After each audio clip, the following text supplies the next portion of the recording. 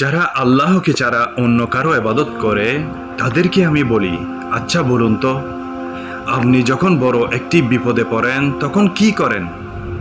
অনেকে মূর্তির সামনে মাথা নত করে, অনেকে আবার কোনো মানুষের সামনে মাথা নত করে, আবার অনেকেই মাজারের সামনে গিয়ে মাথা নত করে এবং মাজারবাসীর কাছে চায়। আপনাদের কাছে একটাই প্রশ্ন, ধরে নিন আপনি সমুদ্রের মাঝখানে একটি নৌকার মধ্যে ছিলেন, নৌকাটি ডুবে যাচ্ছে অথবা আপনার ঘরে চারদিকে আগুন ধরছে, এখন আপনি কার কাছে চাইবেন? ধরে নিন কোনো মাজার সামনে নাই, ধরে নিন কোনো মূর্তিও সামনে নাই, এখন বলুন এই বিপদ থেকে কে রক্ষা করতে পারে আপনাকে? অবশ্যই আল্লাহ তাআলা এই বিপদ থেকে রক্ষা করার মালিক, একমাত্র আল্লাহ তাআলা।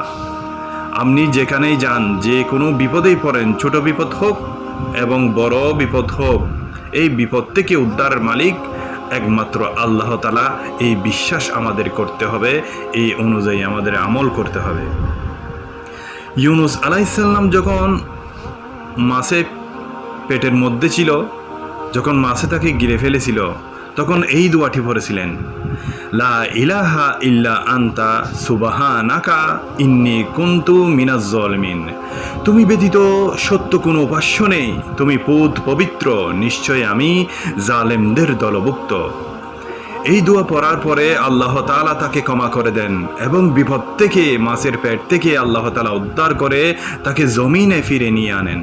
এখন বলুন এই বিষয়টি থেকে শিক্ষণীয় বিষয় আছে কিনা? আমরা একমাত্র আল্লাহর কাছে চাই, তিনি ছাড়া বিপদ থেকে রক্ষা করার আর কোনো মালিক নেই, একমাত্র মালিক আল্লাহ তাআলা।